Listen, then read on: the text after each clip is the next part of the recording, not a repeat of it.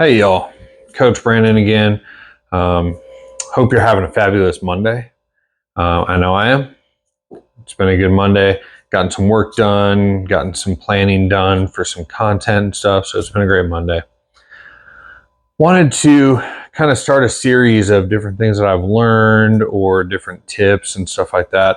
So this is kind of the first of that. Wanted to go over the 5 biggest mistakes that I made in my fitness journey to becoming a coach and all that stuff.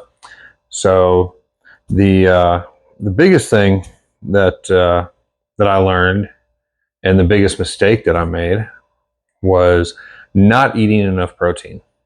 It's something that is very, for some reason, undervalued and overlooked. So you should have about 3/4 of a gram to a full gram of protein for every pound of lean body mass that you have. So for me, it's right around 160, 165 grams is where I need to be in my protein. Problem is, I was following keto diet and stuff like that, and when I first started following it, I was following it too closely, and they don't leave enough room for protein in there if you follow the actual keto model, right? And so I was getting about 80 grams, about half of what I was supposed to be getting because it was really fat heavy, which is kind of the keto thing, right? But now I do kind of a modified keto, and I eat less fat and more protein. So we can get in later videos into why protein is so important. But that was the number one biggest thing that I learned. Outside of that, second biggest is overtraining, something that a lot of people are guilty of.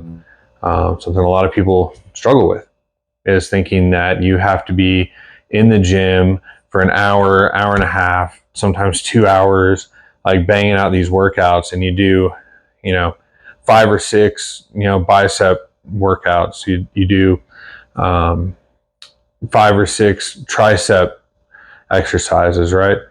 And then you go do like 5 or 6 chest exercises. And when you're done, you've done 15 to 20 movements and you've way overtrained, and then your muscles are all tired, and then you go train them again 2 or 3 days later and they haven't even fully recovered yet. And the problem with that is then you find yourself not lifting as heavy and not being able to progressively overload, and you end up not building muscle. It ends up kind of counterproductive. So that was the second biggest thing that I learned and biggest mistake that I made.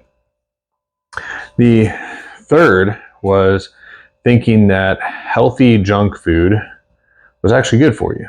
I did a lot of, eating different protein bars and different keto snacks and stuff like that, thinking that that was going to be good for me. The problem with that is there's a lot of hidden junk and hidden carbs and stuff like that in them that just aren't good for you. So now I've kind of taken a better approach to all that. I don't eat so much of that stuff. I do keep some keto protein bars and stuff on hand just in a pinch. If you're out and about and in the car and stuff like that all day, it's better to reach for that than to reach for a Snickers, but not by a whole lot, but it is a little bit better. So I keep some of those on hand for those purposes and for those purposes only. Outside of that, I try to eat a lot of greens, a lot of actual lean meat.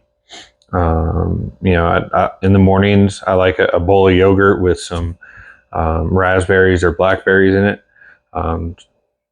stuff like that. So just try to keep it as clean and whole food as possible, and you'll get the best results. And so the last thing kind of ties into the second thing, and that is not giving myself enough rest. Like I said, I was doing hour and a half, sometimes 2-hour workouts, working out 5-6 days a week, and not giving my muscles that time to recover. Since then, I've gone to a 4 to 5 day a week workout plan, and I do 5 or 6 movements total. I'll work out 2, sometimes maybe 3 muscle groups, and that's it. I always work out complementary muscle groups. A lot of times I'll do like chest and shoulders, chest and tries, something like that. Work in biceps a little bit. You know, I'm not doing those 6 movements per muscle group days anymore. And since then, I've actually increased in size and decreased in body fat. So those are my 4 biggest things that I've learned, and 4 biggest mistakes that I made when I was going through this process. So hopefully that helps y'all. Let me know what you've learned and some of the mistakes that you've made in the comments below. And I hope y'all have a great day, and I will catch you later.